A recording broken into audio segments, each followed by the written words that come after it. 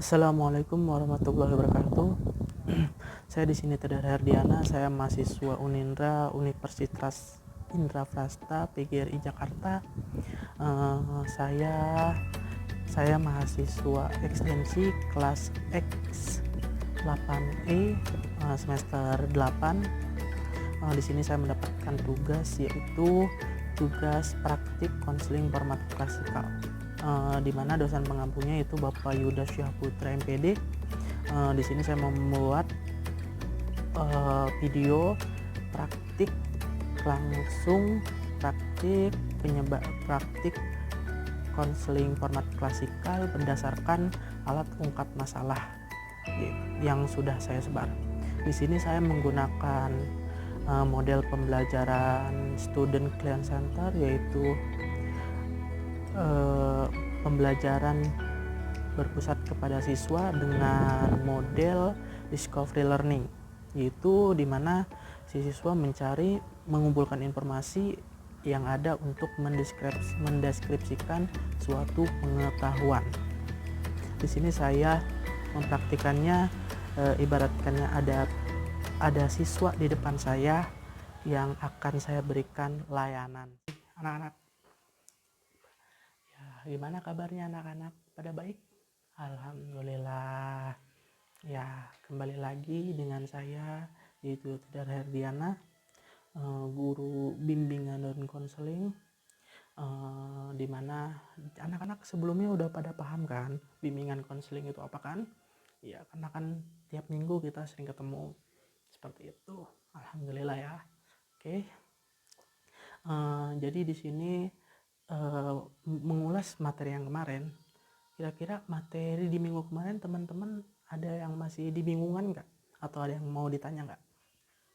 Gimana? Alhamdulillah. Jadi udah pada paham ya anak-anak di sini ya. Oke. Di sini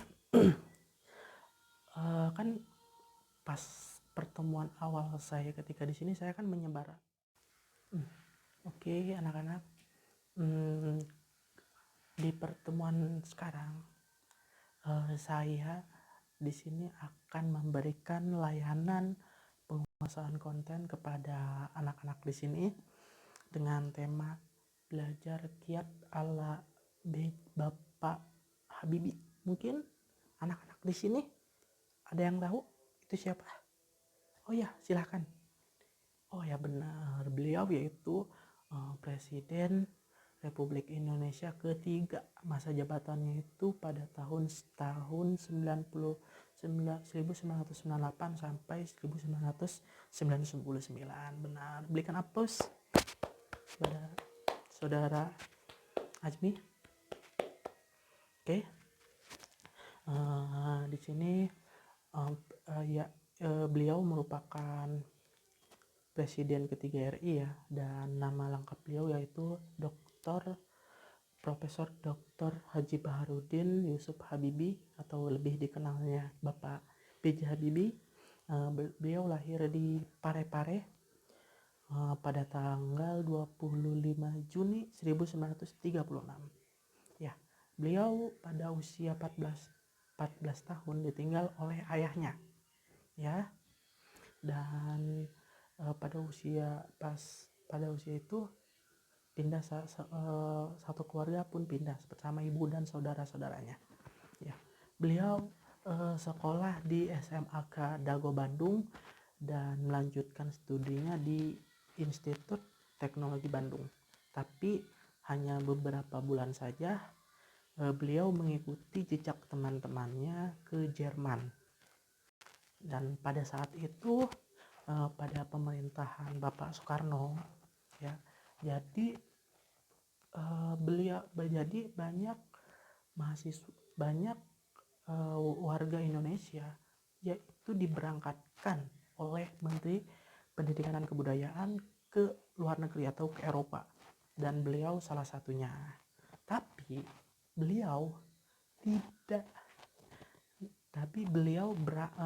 dengan biayanya itu biaya sendiri, melainkan biaya dari ibunya.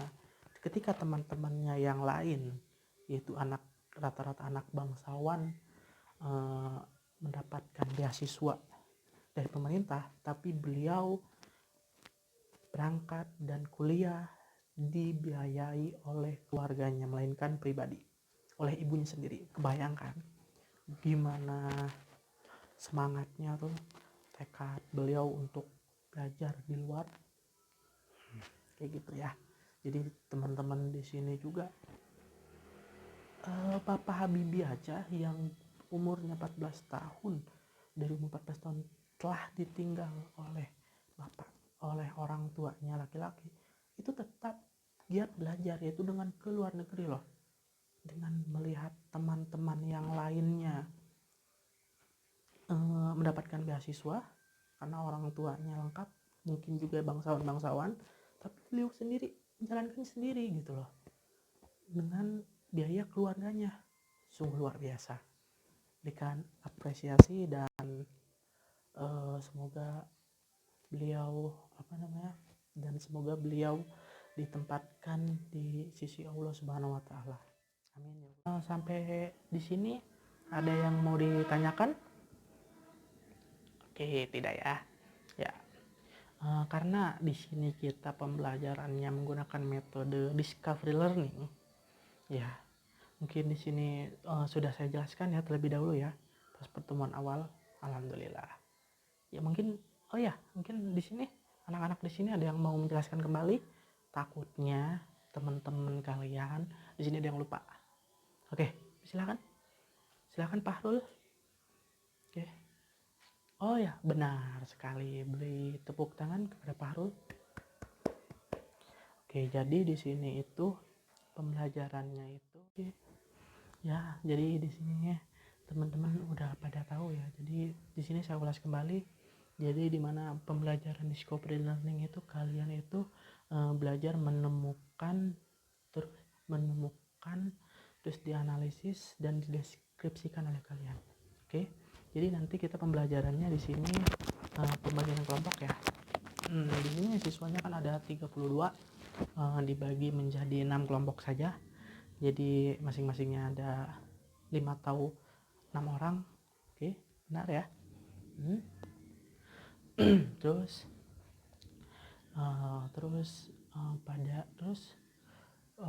nanti pembagian kelompok, dan saya akan memberikan materi untuk kalian baca, terus kalian temukan apa, terus nanti kalian baca dan kalian analisis berikut. Dan di situ saya sudah memberikan suatu pertanyaan-pertanyaan ya di dalamnya untuk kalian jawab, dan nanti metode penjawabannya kalian bisa dengan salah satu anggota dari kelompok kalian itu maju ke depan untuk mendeskripsikan pertanyaan-pertanyaan yang saya berikan, yang ada di soal. Nanti kalian berikan, nanti kalian jawab dengan menggunakan jawaban kalian. Terus kalian baca gimana, atau juga terus ada di akhir saya akan itu nanti di setiap kelompok nanti maju ke depan, dan ada satu pertanyaan yang tidak ada di sheet, yang tidak ada di situ. Saya akan melempar pertanyaan dan kalian menjawabnya secara rebutan. Oke? Sampai di sini teman-teman paham? Sampai di sini anak-anak paham? Alhamdulillah. Saya akan memberikan soal-soal atau materi-materi yang kalian analisis, yang kalian jawab, dan yang kalian akan praktekkan ke depan. Ya, ini baik ya. Oke, alhamdulillah ya. Oke, di sini saya akan memberikan waktu sekitar 15 menit untuk kalian baca-baca dan jawab soalnya. Jangan lupa dianalisis untuk kalian jawab di depan, karena itu hanya saya kata-katanya itu bahasanya bahasa yang sedikit, dan kalian nanti deskripsikannya di depan memakai bahasa kalian. Oke? Sampai di sini ada yang ditanyakan atau yang tadi atau pembawaan saya yang Oke anak-anak, sampai di sini ada yang mau ditanyakan kembali mengenai materinya, mengenai analisisnya? Oh silakan ya. Jadi gini ya, siapa namanya? Andi. Nah, jadi kamu kan tadi kan saya kan memberikan materi kepada kamu dan kamu kan udah mendapatkan kelompok kan bro. Nah, kamu nanti baca materi selama 10 menit dan menganalisisnya, dan kamu yang maju boleh ke depan, atau teman kamu si Nesya boleh juga ke depan dan menceritakan kembali dari pertanyaan yang saya berikan. Oke? Ya, jadi pertanyaannya di situ contoh ya. Misalkan saya bertanya gini. Di manakah Pak Habibie lahir? Oh ya jadi Pak Habibie itu lahir di Parepare. Ya. Terus Pak Habibie lahir pada tanggal sekian dan juga kuliahnya berpendidikannya di sini juga. Beliau berapa dari bersaudara dan juga beliau jurusannya ketika di ITB itu mengambil apa, itu seperti itu. Oke, jadi kalian jelaskan di depan. Paham? Alhamdulillah. Oke ya. Oke. Ini sebenarnya saya bantuin untuk mengerjakannya ya. Jadi saya ke bangku kalian masing-masing. Oke. Jadi tadi ini sekarang waktunya sudah habis ya. Jadi saya minta dari kelompok yang bersedia untuk maju ke depan untuk mendeskripsikan dari soal nomor 1, 3, dan 4. Oke? Oke. Ya. Kelompok mana? Oh ada. Oke. Berebut boleh. Yang pertama angkat tangan, itu yang saya tunjuk. Oke? Dimulai dari 1, 2, 3. Oke, benar. Ya. Kelompok 4 maju. Siapa perwakilannya? Oh ya, kamu. Oh ya, oke. Masuk. Ayo maju. Oh ya, berikan applause kepada kelompok 4 ya, perwakilannya, yang dimana beliau itu bersekolah di SMK Dago dan melanjutkannya ke ITB Bandung. Oh ya, terus soal yang selanjutnya itu jurusan yang beliau ambil di Jerman, yaitu di konstruksi. Beliau mengambil jurusan konstruksi pesawat terbang. Oke. Ya, dan soal yang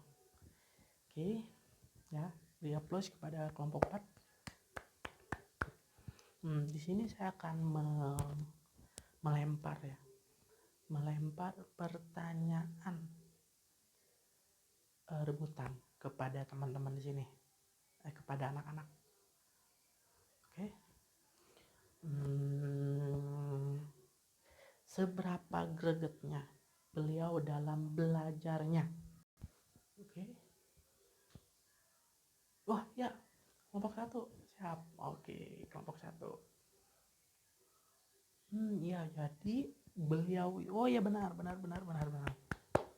Ya, jadi beliau itu gregetnya dalam meraih ilmu, yaitu ketika yang lain belajar, ketika masa saat libur yang lain itu tuh seperti ke mana bertamasya gitu kepada teman-temannya, karena beliau itu sendiri, beliau mungkin ya dari biayanya juga dari orang tuanya, dari ibunya itu dicukupkan untuk belajar dan makan ya. Oke. Jadi beliau pada saat liburan, beliau itu mencari pekerjaan sampingan atau mungkin bahasa sekarang mah freelance ya. Ya, iya freelance gitu. Ya beliau freelance, eh, kerja kerja sampingan gitu ya. Dan dan uang dari hasil kerja sampingan itu, coba tebak dia apa kan? Oh ya benar. Jadi beliau eh, beliau belikan buku kembali untuk belajar. Bayangkan di mana ketika usia tersebut itu, ketika libur dan mencari pekerjaan sampingan untuk yang lain, atau untuk dia senang-senang, mungkin untuk nonton, mungkin untuk Netflix kan, mungkin untuk bertamasya, tapi beliau membelikan buku kembali untuk belajar. Jadi di masa hidupnya di Jerman itu beliau belajar dan belajar, dan banyak riwayat beliau yang menyebut yang tentang uh, sangat giat belajar. Oke. Tiba di akhir tahapan, atau tiba di akhir pelajaran, yaitu seperti biasa saya memberikan coach tentang salah satunya tokoh dari beliau ya. Oke, yaitu dengan kata, tidak ada gunanya IQ tinggi namun malas, tidak memiliki disiplin, yang penting adalah kamu sehat dan mau berkorban untuk masa depan yang cerah. Oke anak-anak, kita telah tiba di penghujung pembelajaran. Di penghujung ini semoga teman-teman di sini bisa menjadikan contoh rajinnya dan semangatnya beliau, yaitu Bapak Habibie, untuk memberikan contoh ketika kita malas dalam belajarnya, ketika kita merasa belajar lagi. Jangan, kalian lagi di masa-masa belajar. Oke? Bahkan kalian dimain pun itu kalian sedang belajar. Kalian main games, ketika kalian main game itu nggak mungkin kalian langsung jago. Kalian itu akan melewati masa-masa belajar, dan itu ketika kalian implementasikan dalam kalian belajar di sekolah atau contoh matematika, contoh apa itu, insya Allah akan lebih bermanfaat ya. Ketika kalian itu tidak terus menerus gitu main game untuk mendapatkan juara satu atau mendapatkan menang, kenapa tidak kalian mengimplementasikannya di pembelajaran untuk kalian mendapatkan hasil-hasil yang maksimal di dalam belajar kalian ya. Oke, saya akhiri. Semoga kita bertemu lagi di pertemuan minggu depan yang yang yang tentunya insya Allah sangat menarik dan akan kalian butuhkan untuk pembelajaran bimbingan konseling ini, dalam tadi saya, yaitu pemberian layanan penguasaan konten dengan giat belajar ala Bapak Habibie. Oke, kurang dan lebihnya mohon maaf. Wassalamualaikum warahmatullahi wabarakatuh.